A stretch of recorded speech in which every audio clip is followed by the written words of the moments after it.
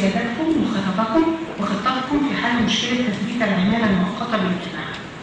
الحقيقه العماله المؤقته دي قنبله موجوده.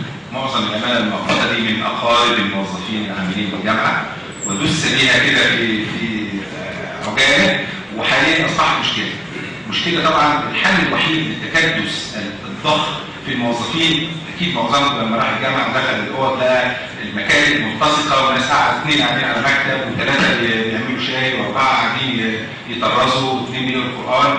طبعا ده ما ينفعش، لازم اعاده الريهابيليشن. برضه احنا لما نتوسع ان شاء الله افقيا هنعيد توظيف. طبعا هيبقى صعب جدا لو كان لنا مشكله اجتماعيه لو قلنا مش هنثبتهم او هنفيدهم، لا احنا ما نقدرش نعمل كده. احنا هنشوف بقى الاستخدام الامثل لهذه المجموعه ونعيد تاهيلهم.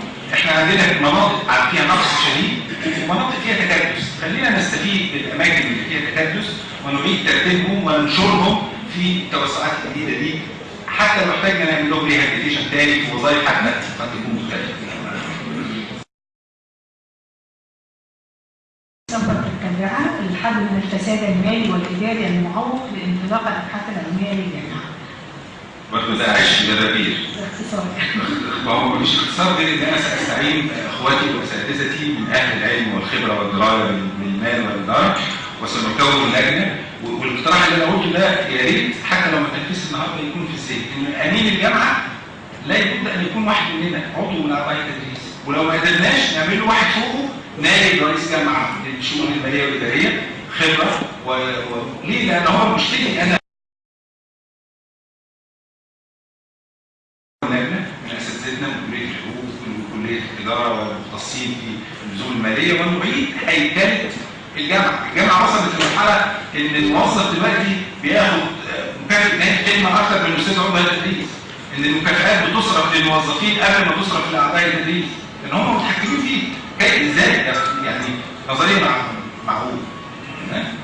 سيادتكم بنعول عليه كثير في رفع الميزانيه وفي تنفيذ كل المطالب ان شاء الله اعضائنا.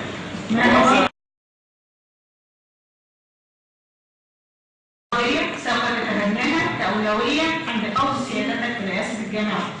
إصلاح الكادر الوظيفي لعضو هيئة التدريس وإعادة كرامته وهيبته وحقوقه وانتمائه للجامعة، لأن هو ده التولز اللي احنا هنشتغل بيها عشان نحقق كل الحاجات دي. ماذا؟ جزء كبير من ميزانية العلاج بيأتي من الصندوق اللي بيحصلوا عليه من الصناديق الخاصة ومن التعليم المفتوح. أنا أفضل إعادة ترتيب الأولويات بالنسبة لهذه الميزانيات بحيث تعود لجزء أكبر منها لأصحاب هذه الصناديق، والجزء الأقل هيخش زي كومن بول يعاد توزيعه بقى على الجامعة.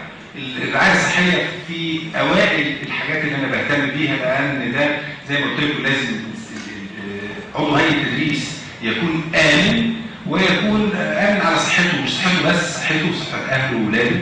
إدخال الصغار كمان، إحنا ليه بنعتبر عضو هيئة التدريس ده مدرس؟ طب المدرس بتاع الجمعية يعني موجود؟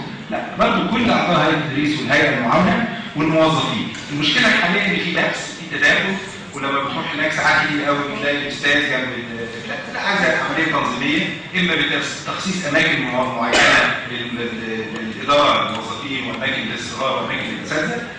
أنا شايف إن ده إن شاء الله هيكون من أوائل اهتماماتي إذا كان لي نصيب.